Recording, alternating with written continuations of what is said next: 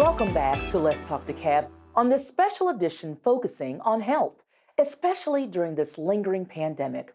Next is my interview with none other than Mrs. Annette Hill. She's an incredible wife, mother, grandmother. She's a dear family friend of mine, and she's an incredibly active senior who shares with us her unexpected journey to life after a health scare. Here now is my interview with Mrs. Annette Hill. Mrs. Annette Hill, thank you so much for joining us today. I am so glad to be here. Now, you jokingly, say I'm your niece. That's right. Because we have a lot in common. That's right. Spelman sisters. Spelman sisters. Your mama. My mama. Is my friend. Is your friend. And so. We do something great. We do a lot of things great. I know you outside of DCTV because of your relationship with my mom. You all are good friends. Yes, we are. But my viewers here on DCTV, they know you because they see you line dancing all the time. So you are one of those examples of what they say at Lou Walker, if the seniors don't retire, we refire. We refire. That's it. That's so it. You are one of our active seniors. We see you here, there, and everywhere. That's correct. That's correct. Life goes on. You got to live it. That's right. But you are here today on our health edition of Let's Talk DeKalb because you recently dealt with a health challenge, which was scary for you and your family, and certainly scary for me and mine because we're so close to you. Yeah. So I want you to talk to me about, you were line dancing at South DeKalb Mall for Larry Johnson, Commissioner Larry Johnson's Tree of Love event. Take me back to that moment. This was 2018, as a matter of fact. Okay. We were dancing. When I finished dancing, I had a very unusual feel. I felt labored. And you know, at Lou Walker, we danced 2 hours straight, no problem, no rest, just a little water. And so that was troubling to me. So I went and sat down, and I'm sure it was the Holy Spirit said, you need to check that. So I did check with my doctor on that Monday, as a matter of fact. She never has an appointment the same week. I was able to get in there on Tuesday. When I walked in, she looked at me in her usual nice voice and says, so what are you here for? And I explained to her what happened to me at South DeKalb, but I said, I'm okay now. And she says, well, let's just hear what happened. And so I explained to her that after dancing one dance, I became very labored and had to go sit down. She got on the phone immediately and called a cardiologist. And he brought me upstairs immediately. On Wednesday, the next day, I was at DeKalb for a heart cath. When Dr. Dorsey came out to talk to my husband to share the results with him, he said, we thought if she had any blockage, we would be able to cauterize it, but we were not able to do that. Stents will not work. We are ordering an ambulance to send her directly to St. Joseph's Hospital for immediate heart surgery. And we laughed. I mean, because I hadn't had any noticeable warnings. I remembered feeling tired, but I attributed that to being overweight. And in a week, I had a triple bypass. I had what they call widowmaker, which is unusual for women. It's usually something that happens mostly in men. But I had 3 of my major arteries blocked. I had 99% blockage, 95, and 89. But God. But God. Well, let me back up and say one thing. I've done quite a few of these stories. And one of the things, especially as women, we tend to do is say, oh, I'll be fine. I've got to finish taking care of the family. I've got to take care of all these things. But you were obedient. And that very likely saved your life. That very likely saved my life. That warning, because I normally do the same thing, but that inner warning to check it, then having a doctor who knows me, who knows I'm healthy. I don't complain about anything, But the fact that I brought that to her, the fact that she recognized the symptoms that I didn't even explain to her, the fact that she was able to have an appointment that week, the fact that she was able to call the cardiologist and I go immediately up there. It was a very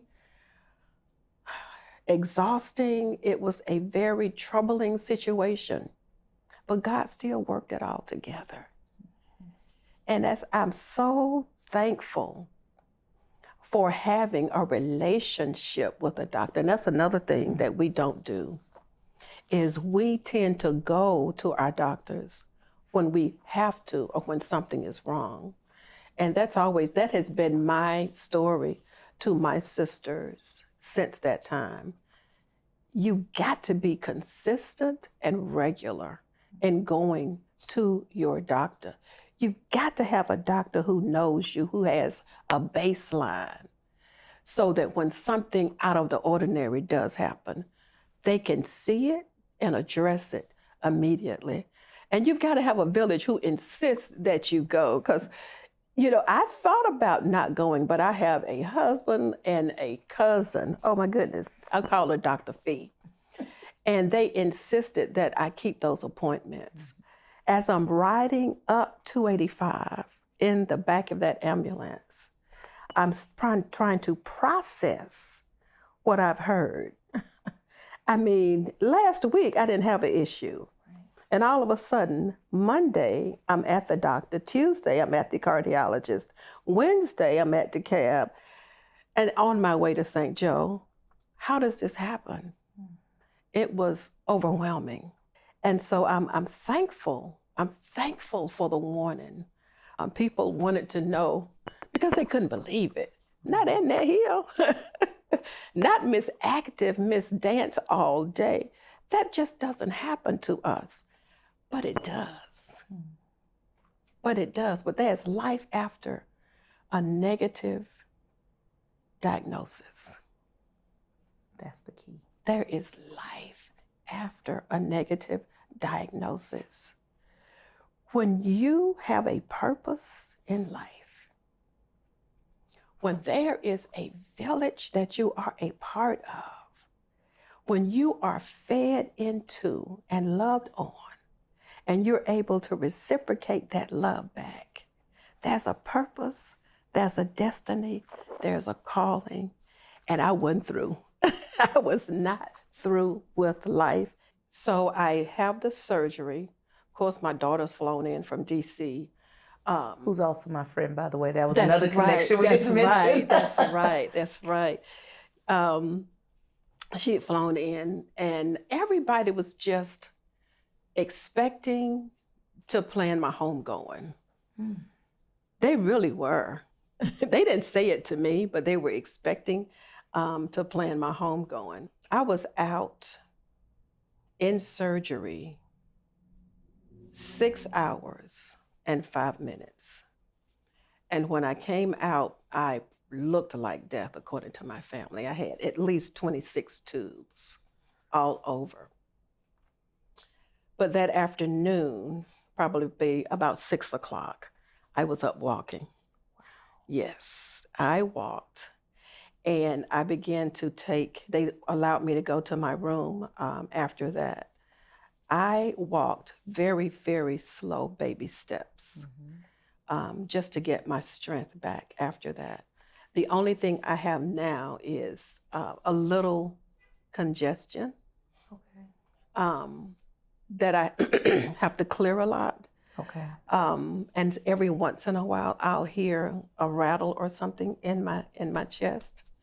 But it's so minimal that it doesn't bother me. I kind of panicked during COVID. Of course. Because I have all of the things that cause you to be high risk. Overweight, diabetic, 70, just all those great things that cause you to be high risk. I've tested every year. I've never had any evidence of COVID in my body. I'm so blessed. And I'm so thankful. And so thankful. And so here I'm with so us. here. I'm so here. Yes, I am. Now, I have to ask you, there are a lot of women and men watching this who may be feeling a little not so great. I'll deal with it later. What do you have to say to those who say, oh, I'll deal with it another time. I've got to take care of all these other people. Tomorrow is not promised. Today is the day to take care of you. Self-love is not selfish.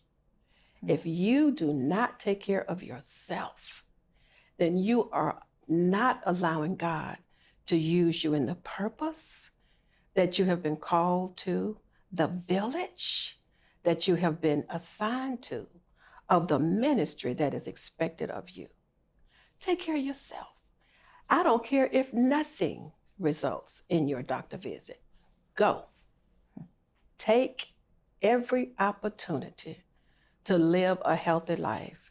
Don't wait until it's too late. Don't wait until you've had the bad diet and caused your arteries to be filled with plaque. Start now. Eat those things that allow you to cleanse your body. God has put so much here for us to cleanse ourselves. Use that. The medicine is great. Figure out what works.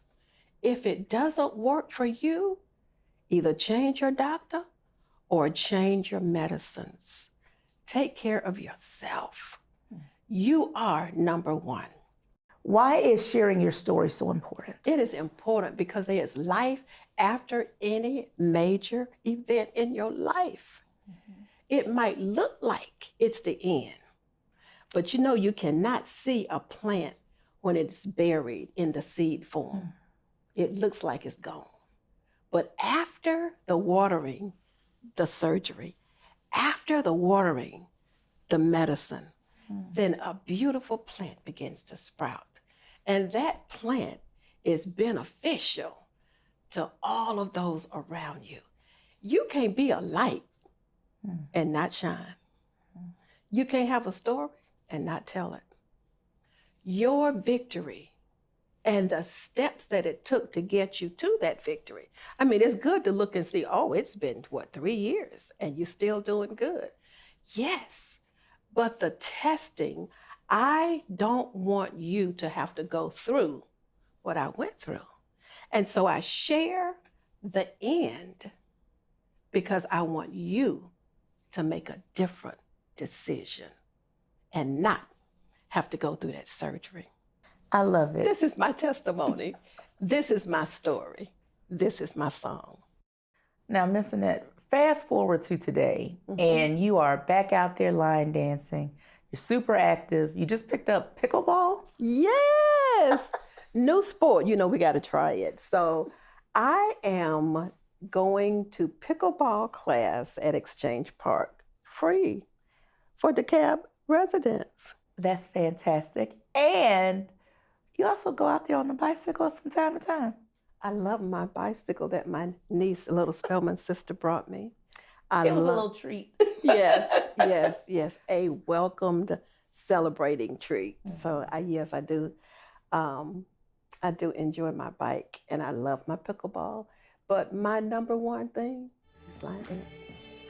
Well, line dancing, and you also stay pretty busy with those grandkids. We got to get the grandkids in there. I tell you, well, the grandkids for me was a super blessing. My first grandson, God is so amazing. First grandson left us, went back to heaven on 11/27 in 2009. But just because God has a sense of humor, 11/27, I had twin girls in 2011 on the 27th of July. Is God awesome? So and then I had a grandson in April of 2014. So yes, my life is fun, it's active, and in the eldership at my church, I love introducing Christ to new members. And so that's my responsibility there. Because I think if you got your foundation sealed, everything else falls in place. We certainly are grateful to Mrs. Annette Hill for sharing her story with us.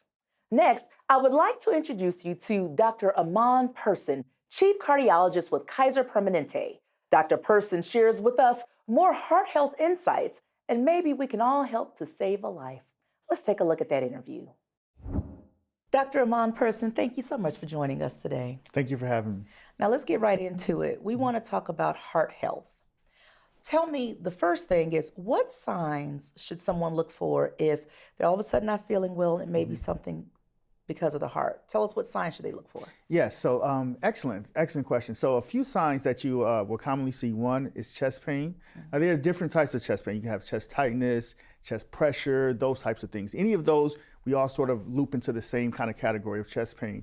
Also, shortness of breath is another sign that we think about when you're thinking about heart problems, especially when this is on an exertional standpoint. So if anyone is exerting themselves, they have chest discomfort, shortness of breath, that's really, really a telltale sign.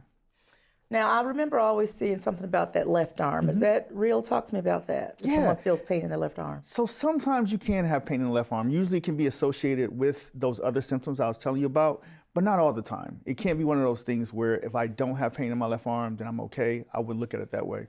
But it can be there, but not all the time. So it's not reliable, let me say that. Our previous guest talked about the procedure called the Widowmaker.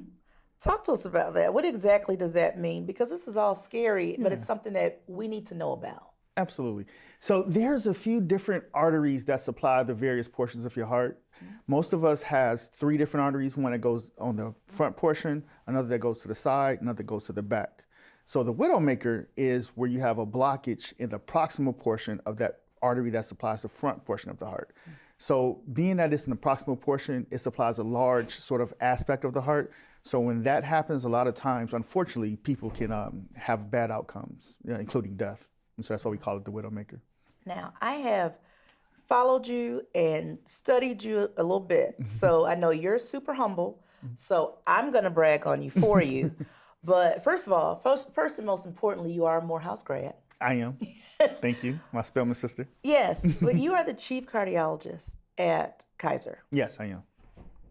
Talk to me about what led you into this career path. What made you want to study cardiology specifically? Yes. So what made me want to do cardiology is a few things. So with cardiology, it sort of allows me to sort of have a different type of relationship with our patients, in a sense that it's very important for us to understand the patient's sort of background, the patient's lifestyle, those types of things. So it allows me to really, really get engaged with that patient or doctor interaction. And that was very important to me. The other thing that allowed me to come into this career path is the fact that with cardiology is lots of various things we do. Like, for example, we do surgical outcomes, we do surgical procedures. We also read different studies, like radiology studies, different things such as that. We also sort of encourage lifestyle changes, which is one of the real reasons I came in, just because I love that interaction where I can sort of hopefully alter your lifestyle. And as the lifestyle alters, your outcomes will improve and get better. So those are some of the main reasons I came in. Being humble again, what brought you into wanting to study medicine specifically? Yes, absolutely. So what medicine specifically is, I have a close relationship with my grandmother. And so my grandmother, when I was younger, she raised me. So when I was younger, my grandmother was sick a lot of times. And so I recall that the doctors would always be there to help her and all those types of things. And I remember how much they always made her feel better. So she would go in and see the doctors, and when she would leave or in hospital things, she would feel better. So I said, you know what, one day I'm gonna be a doctor and I'm gonna take care of you. I'm gonna be able to do those things to you. So that's kind of what led me to first initially sort of go down the medicine pathway, if you will. Yeah. How does it feel with this full circle moment now, being able to provide that level of joy in seeing a loved one recover or feel a little bit better, as you termed it? How does it make you feel that you're now the doctor who's doing that for somebody else, for some other little kid? Yes. No, it is great. It's an outstanding, excellent feeling, because in the sense that, family dynamic is very, very important just to begin with. And so whenever you have someone who's initially not feeling so well, you're able to sort of help them turn things around. They feel great. And if they feel great, not only they feel great, but now they have more kind of motivation to kind of start a new change in their life. That's always a outstanding, excellent feeling. I really get a lot of joy from the actual family members. The patient and doctor interaction, of course, is great, but also that interaction with the family, that now they have their family member back and they're kind of back intact, and that's just, you can't beat that feeling. What would you consider to be your greatest accomplishment achieved thus far? Because you're young to be a chief cardiologist. Well, thank you. What would you consider to be your career high at this point? So let's see, from a career standpoint, I would say probably some of the various programs that we're putting together, sort of where I am. So we're putting together various programs where we sort of indicate lifestyle changes for patients. And not just that, we want to sort of implement programs where we have lifestyle changes, but it's for all people, for all patients. So patients who have resources, patients who don't have resources, everyone, we try to sort of include them all. So I guess that I'm most proud of those types of changes that we've sort of implemented, cardiac rehabilitation and different things such as that. So I know you probably can't talk a lot about it, but you are developing a pilot phase. Yes. And it's all about ensuring that, like you said, everyone has access to quality health care, regardless of socioeconomic status. So can you talk a little bit about it? Give us a little bit of a scoop. Absolutely, no, I love to. So let's see. So we started a cardiac rehabilitation program. And so with the pandemic, it sort of allowed us to sort of think outside the box, if you will, in the sense that there were still patients who was having heart attacks and having heart disease. And so with the pandemic, they weren't able to go and get their cardiac rehab in a site-based sort of center. And so what we decided to do is we said, okay, let's start a cardiac rehabilitation program that's more home-based. And so we did that, and it went really, really well. And our cardiac rehab home-based program was going great, and we were using technology to sort of help with that. So what we noticed is that it was still a certain population of patients that wasn't really benefiting because they didn't have the technology or they didn't feel comfortable, things like that. So what we decided to do is say, okay, let's expand things out. Let's also include all patients. So let's put together a great rehab program, even without that technology, and let's make sure that it still is providing the outcomes and the benefits to the patients that we would hope it do. And what we've seen thus far with the pilot, as you indicated, is that what we're doing is the patients just kind of love that resource that we're giving them. So it's almost like it's giving them that resource, and it's almost also just kind of giving them the things that they need and want and that interaction that they're getting. Because initially on, after having an event, you had a very, very vulnerable state where you don't know what's going on, you don't feel comfortable, lots of different kind of symptoms may be happening. You don't know if this is a good thing, a bad thing. And so we kind of give you that social equity, if you will, where we reach out every week for a period of several weeks and make sure that you're doing well, make sure that you're progressing, you're exercising, you're getting a proper education, all those things. And thus far, it's been going great. So you mentioned where a person is when they've had a heart event. And I want to just touch on that a little bit because of my own recent personal experience. My dad suffered a heart event, and it was absolutely devastating and scary, and we just didn't know which way to turn. So with this program, what you're doing is almost like guiding the family and the patients so that they feel like they have somebody they can trust and turn to, because it is such a scary time. It is. That's absolutely correct. And the main thing is that when you're having those sort of symptoms and those thoughts and sort of that uncertainty, if you will, just knowing that you have someone that you're going to be able to talk to. So first of all, we speak with you every week. And then this individual we call case managers, they have sort of direct access to your physician. And so if there's any issues that's truly going on that they're even concerned about, they will reach out to your physician. Then also they're available through email, calling, and so they're always there for you. So as you sort of go through that until you get comfortable. And our goal is to not just to sort of help you feel comfortable from that standpoint, but also let you know that, hey, there's life after this. There's life after this, and it's a better life after this even. And so we want to sort of get you exercising, get you moving, get you going. And so throughout the program, we're encouraging you, and not just encouraging, we're following your progress and making sure that you're sort of getting to the point that we want you to be. And again, we want you to see that there's a better life after this. Right. The reason I wanted to make sure we did this interview today is because we focus so often on the different kinds of cancer. But heart health is important. It's the #1 killer. Yes. So talk to me about the trends. Where are we right now in terms of heart disease and what our viewers should know about overall heart health? Yes. Great question and great point you bring up. So heart disease is the #1 killer. More people die of heart disease than all cancers combined. So it's very, very important that heart health is properly sort of tended to, if you will. I would say some of the important things of heart health that I would want a lot of individuals to understand is risk factor modification. So making sure that you're getting your regular checkups, making sure that you go through your risk factors, including high blood pressure, high cholesterol, diabetes, also family history. Family history is very, very important. The reason family history is important is because a lot of times you have a positive family history of heart disease, especially early heart disease.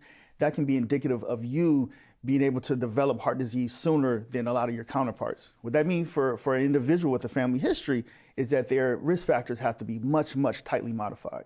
So they have to kind of make sure their cholesterol is in tight control, make sure they don't smoke, make sure they exercise regularly, all those types of things. Because just because you have a family history doesn't always mean you're gonna have heart disease. It just means that even a mild kind of increase in any of those risk factors are more likely to bring about heart disease. So prevention is very, very important, and understanding your family history, and again, getting those regular checkups. When you think about the scores of patients that you see on a fairly daily basis, what is one of the greatest misconceptions that people tend to have about overall heart health? They think that they don't have heart disease until they have a heart event, if you will, okay? So meaning that I've been healthy my whole life, and all of a sudden I had this heart event. But when you go look back at their history, you say, well, your cholesterol is very, very high for the last several years. Your sugar level was very, very high for the last several years. You can sort of look at those types of things. You say, no, you were developing heart disease. You just all of a sudden had a heart attack, but you were developing heart disease throughout this whole entire process. So I would say that's one of the misconceptions, that everyone thinks that, hey, as long as I feel well, then I don't have anything to worry about and I'm okay. Well, that's not the case at all. And so again, that's the importance of sort of following your family history and following up with your physician and making sure that you maintain those risk factors under control. One of our producers, Aviva Hoffman, told me to make sure I ask this next question. Okay, please. When someone does feel that tightness in their chest or the pain in the left arm, they feel like there's something wrong, talk to me about the importance of time. Yes. So we say this in the world of cardiology. We say time is myocardium. Okay. So myocardium is the heart muscle. So we say the more time that you leave, that you don't get treated, the less heart muscle you will have intact. So the earlier you can get treated, the better. So as soon as you start to sort of feel some symptoms and you're not feeling well, don't blow it off at all. It's very, very important to get in. The earlier you come in, the more likely that you'll have a better outcome, in the sense that the more likely your heart will recover, the more likely that we will be able to sort of discover what's going on and correct it. So please, please, please, very, very important. The sooner the better. That's wonderful. And what can we expect next from you? So from us, what we're going to do is we're going to just sort of continue some of the programs that we've started. We want to take things out of the pilot phase into more full-blown programming. So that's kind of what we're looking forward to. And then also just sort of continuing to bring about heart health and turning people's lives around, because the important thing is that it's really a lifestyle change. So it's not something that I just sort of do for you for now. What I'm trying to do is make you kind of conform, change your lifestyle, and improve. One final question I have to ask it, or everyone in this room is going to kill me. But we just saw, before our very eyes at a football game, a heart event. How frequently does that happen to a younger person? Because we're seeing it happen more and more to younger people now. Yes, no, that's a great question. That's a great point. So with younger people, what they tend to have is some type of congenital abnormality. So you can have like heart disease that we all think about, where you think about plaque buildup in the arteries of the heart, valve disease, things like that, which typically occur with aging. As you age and the risk factors build up, it sort of causes that. Sometimes young people can have congenital abnormalities, things that you're born with that they're not always aware of. A lot of times we can sort of pick that up on physical examinations as they're coming up when they're younger, but sometimes it's things that can unfortunately just happen the way it did. Now, again, it's very, very important that if any symptoms, even when you're young, it's always good to go and get checked out, because again, you can have congenital abnormalities that can lead to really, really bad outcomes like that. And then the bottom line, it's not rocket scientist. You don't have to be a rocket scientist. It's all about diet, yes? Yes. Exercise? Yes. And? Wellness, spiritual, well-being, your mind, your body, in a sense that making sure that you're keeping, things such as meditation, calmness, all those things are very, very important. So spirituality and just, taking care of your behavioral self, that's just as important as the other things. It all sort of goes hand in hand, if you will. Dr. Person, thank you so much for joining us today. Thank you for having me. I appreciate it. If you need more information on good heart health, we'll post helpful contact numbers and websites for you at the end of this show. Lots more to come on this edition of Let's Talk DeKalb. Being healthy is not just a physical state, it's also a mindset. Up next, we talk about the toll the pandemic has had on our mental health. Stay with us. You don't want to miss it.